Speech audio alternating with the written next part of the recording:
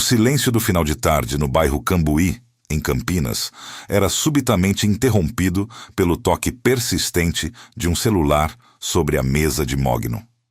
Para Marcos, um profissional autônomo que construiu sua carreira com base na organização absoluta e no rigor financeiro, aquele som não era apenas uma distração, mas o início de um pesadelo arquitetado nos mínimos detalhes por mentes sombrias. No visor do aparelho, o número que aparecia era assustadoramente familiar. O prefixo gratuito, seguido pelos dígitos exatos da central de atendimento de seu banco, exatamente como constava no verso de seu cartão de crédito físico. Ao atender, a voz que ecoou do outro lado era o próprio epítome do profissionalismo corporativo.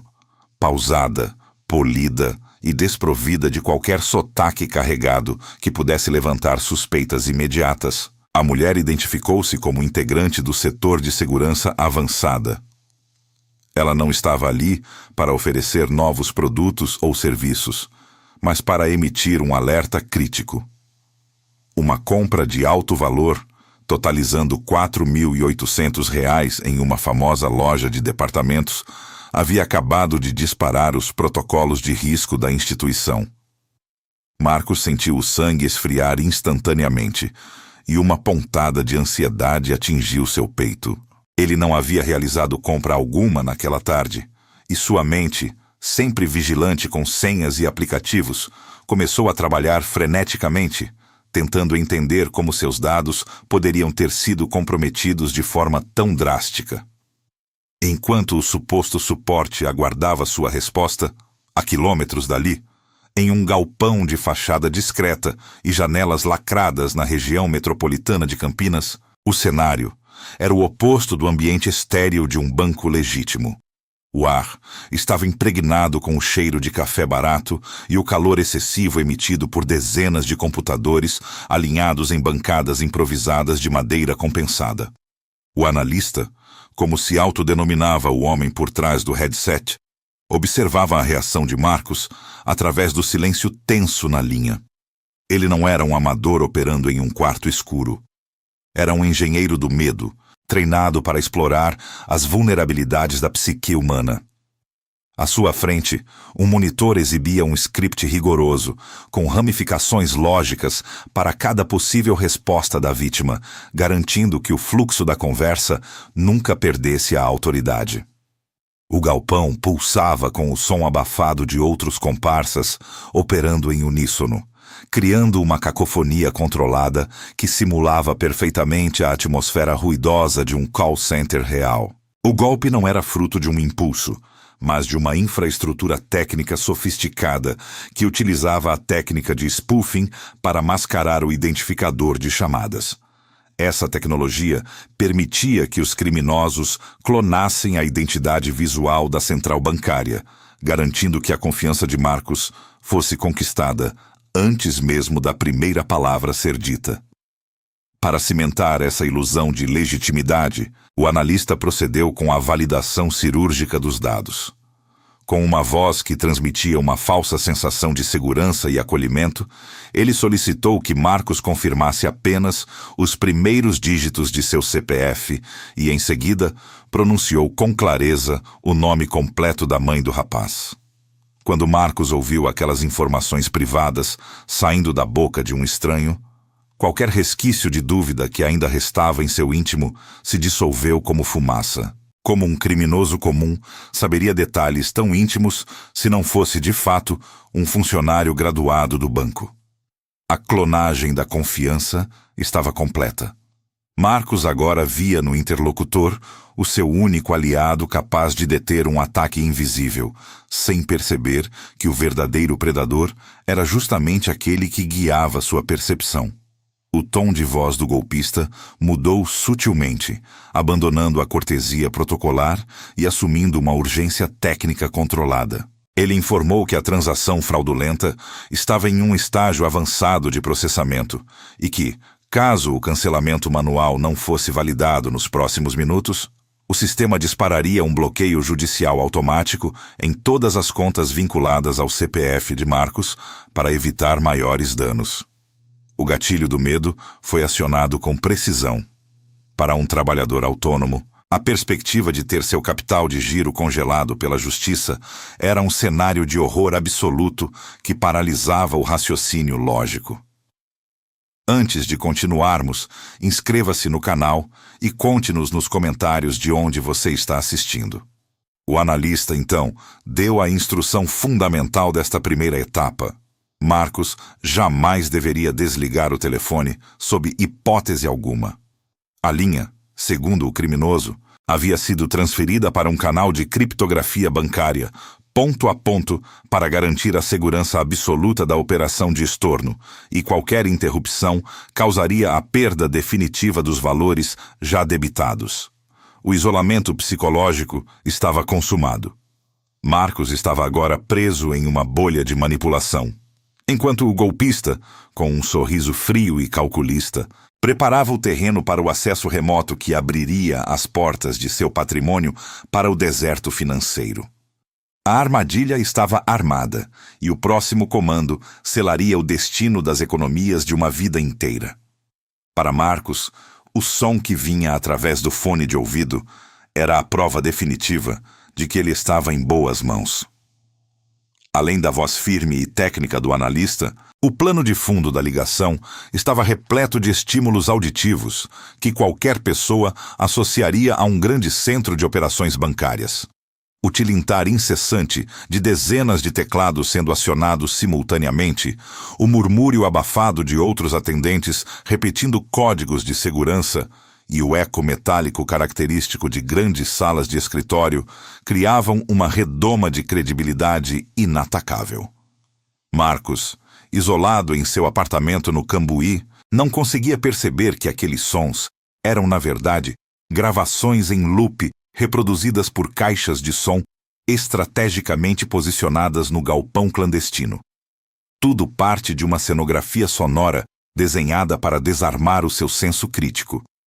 O analista, percebendo que a vítima estava totalmente submersa na simulação, decidiu elevar a temperatura da conversa para impedir qualquer tentativa de raciocínio lógico.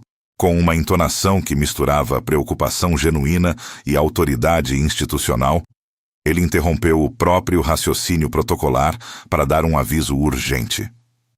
Ele informou que, naquele exato momento, o sistema de monitoramento de fraudes do banco acabara de captar uma segunda tentativa de transferência via Pix. Desta vez, em um valor ainda mais expressivo, destinado a um beneficiário em um estado distante. A notícia atingiu Marcos como um soco no estômago, fazendo seu coração disparar contra as costelas. O pânico, que antes era uma brasa latente, tornou-se um incêndio descontrolado. A pressa era agora a sua pior inimiga, exatamente como o criminoso planejava desde o primeiro segundo da chamada. A estratégia seguinte foi o isolamento total de Marcos. Quando o rapaz sugeriu, com a voz trêmula, que talvez devesse caminhar até a agência física mais próxima ou ligar para seu gerente pessoal, o analista foi categórico e implacável em sua resposta. Ele explicou, em tom confidencial, que a instituição estava conduzindo uma investigação interna extremamente sigilosa, pois havia fortes indícios de que um funcionário graduado daquela unidade específica em Campinas estivesse atuando como cúmplice, vendendo dados de clientes para quadrilhas externas. O senhor não pode confiar em ninguém da sua agência agora, Marcos. Se o senhor for até lá ou fizer contato externo, o suspeito saberá que estamos agindo e o estorno será bloqueado permanentemente pelo sistema de compliance, afirmou o criminoso, plantando com sucesso a semente da paranoia. Ao desacreditar a instituição legítima, o golpista transformou-se na única âncora de salvação de Marcos, cortando qualquer ponte de socorro que a vítima pudesse buscar.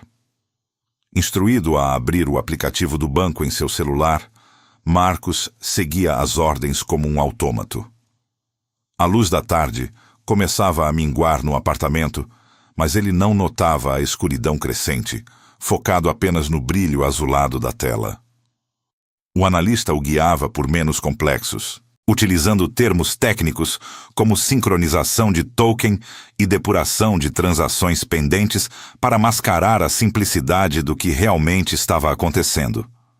O criminoso solicitou que ele entrasse na seção de transferências Pix, alegando que o banco precisava realizar um procedimento de validação reversa. A explicação, embora absurda sob uma análise serena, soava plausível dentro daquele contexto de crise fabricada. Marcos foi convencido de que deveria enviar o valor exato que havia sido supostamente desviado para uma conta de segurança de transição. Segundo o script, essa conta era um reservatório temporário do próprio banco que, ao reconhecer a entrada do valor, anularia automaticamente a fraude anterior por meio de uma compensação sistêmica imediata. A tensão no ambiente era quase palpável e o suor frio escorria pela nuca de Marcos. Ele via os números no visor e sentia o peso de cada dígito, mas a aceleração induzida pelo analista, que repetia constantemente o tempo restante para a expiração do token de segurança, não deixava espaço para a reflexão. Marcos estava em um estado de túnel sensorial. Seus olhos viam apenas o campo de destino do Pix e seus dedos obedeciam ao comando de uma voz que ele acreditava ser sua única proteção contra a ruína financeira. Ele não percebia que o nome do destinatário na tela, embora parecesse institucional sob o olhar apressado, pertencia a um dos muitos laranjas recrutados pela quadrilha para pulverizar o dinheiro em segundos. Quando Marcos finalmente chegou à tela de confirmação final, o silêncio do analista do outro lado da linha tornou-se pesado, quase predatório. O golpista observava, através da engenharia social, o momento exato em que a presa entregaria o tesouro. Marcos respirou fundo, fechou os olhos por um breve segundo e digitou sua senha de 6 dígitos, a chave mestra que protegia os frutos de anos de trabalho duro como autônomo. No instante em que o dedo de Marcos pressionou o botão final de confirmação e o ícone de processamento começou a girar, a dinâmica da chamada sofreu uma metamorfose sinistra. A voz do analista, antes prestativa e calorosa, subitamente perdeu o verniz da cortesia. O tom tornou-se frio. Os comandos ficaram mais curtos, e a autoridade, antes protetora, revelou-se como um comando gelado, de quem já não precisava mais fingir absolutamente nada. O clique na tela do celular ecoou como um disparo de misericórdia no silêncio do apartamento no bairro Cambuí. Assim que Marcos pressionou o botão de confirmação, a pequena animação de processamento girou por breves milissegundos antes de exibir o comprovante de transferência concluída. Do outro lado da linha, o silêncio do analista tornou-se absoluto. Não era mais o silêncio do profissionalismo ou do respeito, mas o vácuo gélido de quem acabara de completar uma caçada bem-sucedida e já não precisava mais fingir absolutamente nada. Sem um adeus ou qualquer instrução final de segurança, a ligação foi simplesmente encerrada. O ruído seco da linha caindo vibrou no ouvido de Marcos, deixando apenas o som da própria respiração ofegante preenchendo o ambiente escurecido, onde as sombras da noite pareciam avançar sobre sua consciência pesada. Ao atualizar a página inicial do aplicativo com as mãos trêmulas, o horror materializou-se em dígitos frios e definitivos na tela iluminada. O saldo, fruto de meses de esforço e privações financeiras, exibia agora um zero implacável. Os criminosos haviam drenado cada centavo da conta corrente e, com a mesma rapidez, induzido Marcos a esgotar o limite máximo do cheque especial e o crédito pré-aprovado de sua conta em questão de instantes. O montante total desapareceu em uma cascata frenética de transferências automáticas para uma rede complexa de contas laranjas espalhadas por diferentes estados do país. Em questão de segundos, o patrimônio de uma vida foi pulverizado através de uma arquitetura de lavagem rápida de ativos, tornando o rastreio quase impossível para os mecanismos de defesa bancária convencionais da instituição. Desesperado e com o coração batendo na garganta, Marcos discou o número oficial impresso no verso de seu cartão magnético. Enquanto aguardava na linha de espera real, os menus demorados do banco oficial pareciam uma eternidade agonizante de incerteza e pavor. Quando finalmente foi atendido por uma funcionária legítima da central de segurança, o golpe de realidade foi devastador e amargo. A atendente informou com uma frieza protocolar que o banco jamais realizava chamadas ativas solicitando transferências para supostas contas de segurança ou procedimentos de estorno reverso. Naquele momento, o chão sob os pés de Marcos cedeu de forma implacável. O teatro meticulosamente montado pelo analista, com seus sons simulados e linguajar técnico, desmoronou como um castelo de cartas, revelando a face nua da engenharia social moderna. A paralisia tomou conta de seus membros e ele sentiu o peso do ar se tornar insuportável. Sentou-se no sofá como um autômato, encarando o celular que agora parecia um objeto hostil e contaminado. O sentimento corrosivo de culpa subiu pela garganta, misturado a uma profunda sensação de violação emocional. Marcos, que sempre se orgulhara de sua cautela, fora manipulado como uma simples peça de xadrez em um tabuleiro invisível. Sua própria honestidade e o medo de ter o nome manchado foram as ferramentas que o golpista utilizou para desarmá-lo com maestria. Ele percebeu, com uma dor aguda, que não fora o sistema do banco que fora hackeado, mas sim a sua própria psique humana, cujas vulnerabilidades foram mapeadas e exploradas por um estranho sem rosto. Enquanto Marcos lutava contra as lágrimas no Cambuí, a realidade no galpão clandestino ao redor de Campinas era de uma normalidade perturbadora e cruel. O analista, sem demonstrar qualquer traço de remorso, apenas anotou o valor total do êxito financeiro em uma planilha compartilhada e fez um breve sinal de positivo para o supervisor do esquema. Para aquela organização criminosa, Marcos não era um ser humano com sonhos, mas apenas uma métrica de desempenho em um modelo de negócio industrializado. O café ainda estava quente na mesa do golpista quando ele ajustou novamente o headset sobre a cabeça, pronto para a próxima jornada de enganos. O sistema de descagem automática já selecionava o próximo alvo em uma lista infinita de dados vazados ilegalmente, vítima após vítima. Em poucos segundos, um novo telefone tocaria em outra parte da cidade e o script de medo seria reiniciado em cada ligação com precisão. A engenharia dos golpes de falsa central não depende de vírus complexos, mas da fragilidade humana sob pressão psicológica constante. O crime contemporâneo não precisa mais arrombar portas físicas quando pode simplesmente convencer a vítima a entregar as chaves por livre vontade sob o pretexto de proteção. Instituições legítimas nunca pedem senhas ou transferências para anular fraudes detectadas. A história de Marcos termina em uma delegacia vazia, registrando um boletim com poucas esperanças reais de recuperação, enquanto o som de um novo telefone tocando ecoa no galpão escuro, sinalizando que a máquina de moer sonhos nunca para de girar. O golpe é uma engrenagem que se alimenta da confiança alheia.